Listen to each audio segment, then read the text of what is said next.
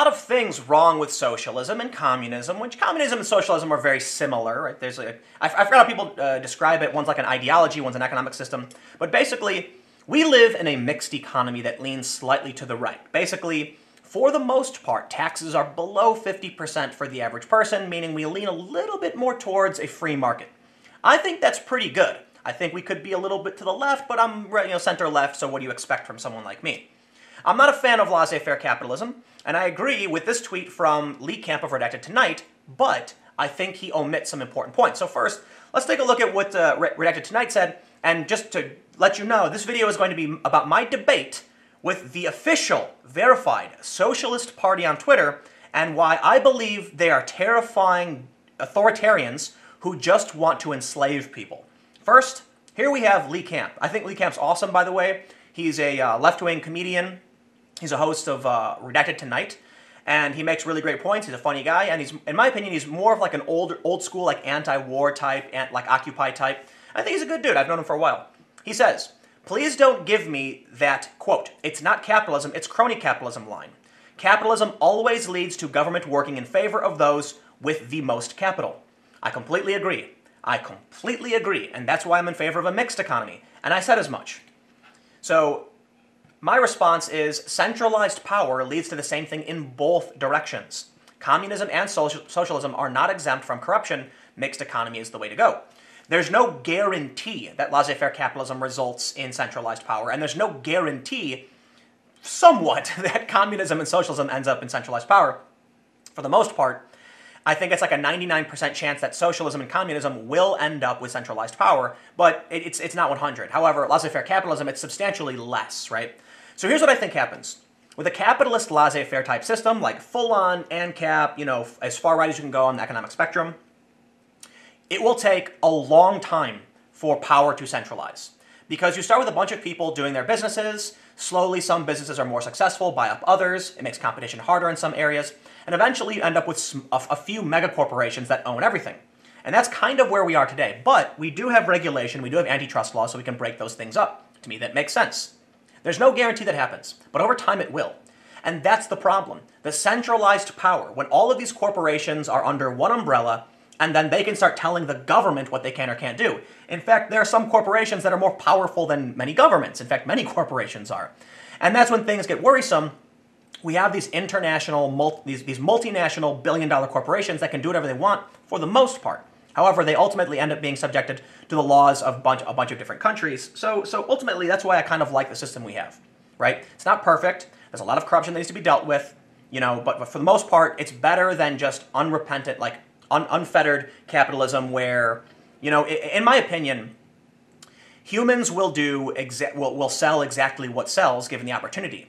And that means you'll have snake oil salesmen, people who are literally selling bunk products to people to exploit them and take their wealth, like take their resources, and that causes humanity to suffer. It's not a good thing. And I actually got into an argument with some Trump supporters where I said, I believe that force of any kind is wrong when it comes to how our society should be functioning. And that includes manipulative force. And so physical force to take someone's belongings, obviously wrong. And then I said, but also coercive force, where you tell someone, like, I'm going to blackmail you. Obviously wrong. Those are both illegal.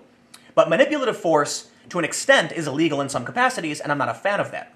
Now, they argued with me saying if someone chooses to give up their belongings, if you can sell something to them and they believe it, what's wrong with that? And I said, okay, the result is a media system. Massive, powerful corporations with nearly limitless resources lying to people to generate traffic. And that's what they're doing. They're lying to you, making 99% negative stories about Trump, specifically to get you to click so they can sell ads. I think that's wrong. I'm not a fan of it. Thus, I'm center-left, right? What ends up happening, though, is when you go socialism, you basically just say, centralize all the power, near immediately. Now, the reason I say 99% is because the general idea of socialism and communism is that there is no centralized power. So on paper, sounds good, but basically, in every circumstance, you will have some authority figure, some command economy controlling everything, and thus they will oppress those who disagree. Now, on to the thread. Because when I tweeted about this, the Socialist Party decided to respond directly by saying, communism and socialism are not exempt from corruption. That's my quote. They said, 1, yes, they are, as money will be obsolete. That makes no sense. They said, 2, Communism, socialism meant a class-free society for Marx and Engels, where people collectively own the means of production and there is free access to all goods and services. Clearly, that makes literally no sense, because how do you determine who gets what? I'll give you a really good example of why this makes no sense. It's a product called Soylent. You may have heard of it. It's supposed to be a meal in a bottle. Everything you need in one bottle. The problem was, this company wanted to formulate meal replacement. They said, we'll put everything you need in one bottle so you never have to eat again. Unfortunately, that's not how it works, because every single person has a different size body and a different requirement for certain nutrients that only your body knows. Which means, if you have a factory producing bread, someone might just be 6'5" and need more bread than someone who's 4'7". You can't just say everybody gets a slice of bread, because now you're giving too much bread to one person and not enough to the other. Having everyone just own everything just sounds like, it doesn't even sound good. It doesn't make sense. Everyone owns everything, so everyone can have whatever they want. Great, then people are going to eat Hoes and Twinkies all day and do nothing, because they own everything. Why would they? Right? There needs to be some kind of system for appropriately prioritizing who gets what. That's kind of what we have in our mixed economy, that you earn money and then you decide what works best for you. However, some things can't be bought. They're illegal. Some things can't be sold, and some things are restricted in how much and how often they can be sold. Right? It's difficult to determine. Personally, I think drugs should be legal. It's complicated. It really is, because I don't like the idea of people selling drugs to kids, for sure. But I also kind of feel like if you're an adult and you decide to go smoke weed or do whatever you want with your own body, like, yeah, go do it, so long as you're not committing other crimes. So it's a challenge. I think maybe we should have regulation on drugs. That's why I like the mixed economy. That's why I'm a social liberal, because, like, you know what, sell the weed, but regulate it. You know, that way we can make sure that people who are getting it, we're being responsible, and, you know, the weak aren't being exploited, but you still have the choice to or not to. But let's read what happens. Young Contrarian responded saying, posts like these truly expose official Socialist Party GB's cluelessness about human nature. Yes, they are, as money will be obsolete. Like, really? What an embarrassment to human thinking. Reading your posts, I get that feeling where I just want to hide because I feel ashamed for you. Well, let's address that. They believe there won't be corruption because there's no money. That literally makes no sense. A lot of corruption has nothing to do with money. Ever hear of nepotism? Yes, has nothing to do with money. It's just putting your family member in a position of power. That's it. Money is just a trade medium. It's a tool. It can be exploited. That's why I like the mixed economy, okay? But money isn't causing corruption. People cause corruption. And in communist systems, where yes, they still they still use money to an extent, you have people giving positions of power to their friends and family. That is corruption. You have people letting people get away with crimes because of their connections. That is corruption. Nothing to do with money. It's absurd. But it gets good, because they effectively start advocating for what I would say is slavery. They say, human nature is being cooperative and sharing. Human beings were doing this for millennia before private ownership of resources came along. The economic basis of society shapes human thinking and behavior. Ending capitalism will make competition, greed, and coercion unnecessary.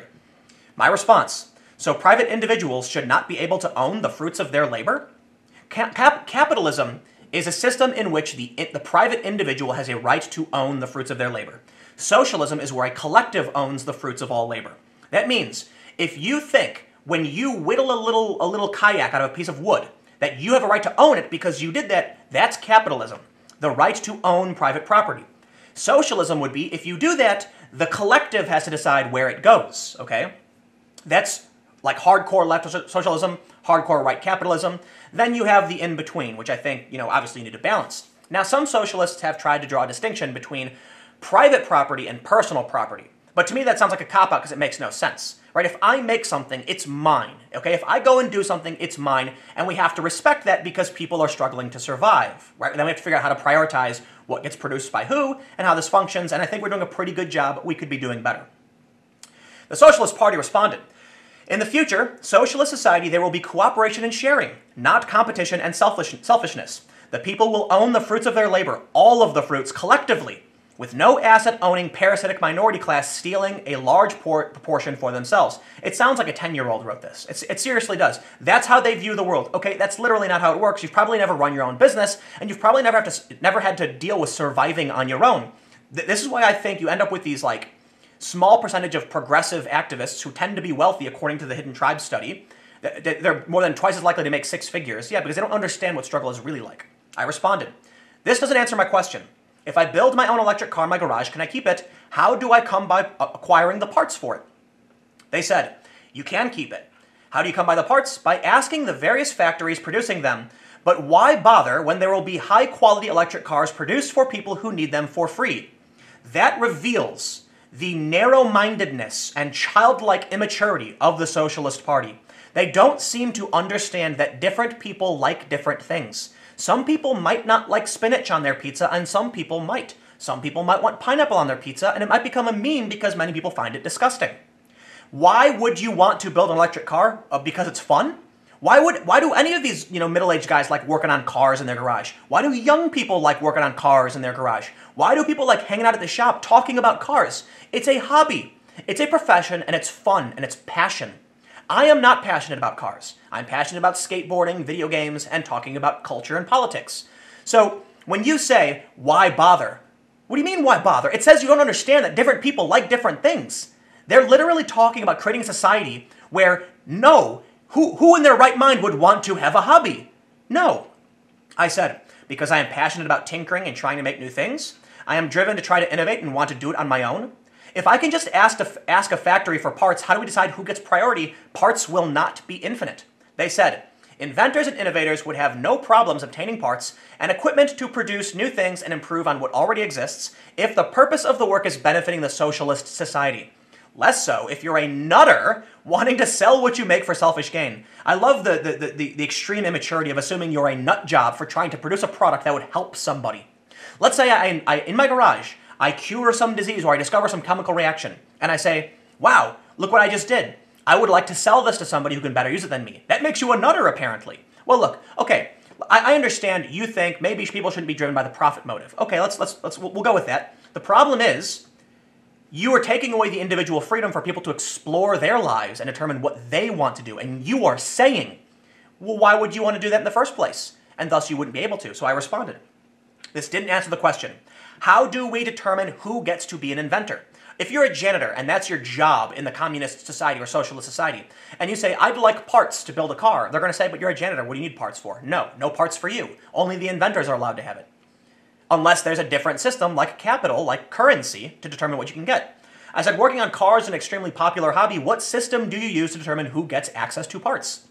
And this is where they reveal everything. Anyone can be an inventor, but there would have to be rules regarding providing potentially dangerous equipment, chemicals, parts, etc. How this is set up will be determined by the future socialist society. Today's small minority of socialists cannot dictate what should happen. And there it is. I said there already are rules for dangerous materials. So if you don't know how these systems will work, what are you advocating for? Taking the right to private property away without the means for an economy to function? I sent that last tweet. 10:39 a.m. this morning, and they never responded. Why? Because it shows they don't have any answers other than they want you to submit.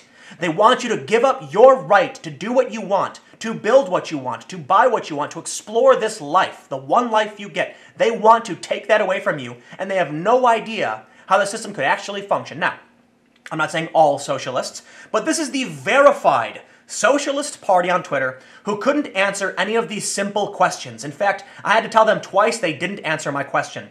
The problem is, in their society, no, you will not be allowed to be an inventor. You're the janitor, so shut your fucking mouth and do as you're told, and you will not be granted access to these parts because only those we choose will be allowed to do these things. And that is a truly terrifying world. We need a mixed economy. We need to say, look, you can't go and build a nuclear bomb in your backyard. That's a bad idea. And we've actually had to stop people from doing this. There's some crazy urban legends about this.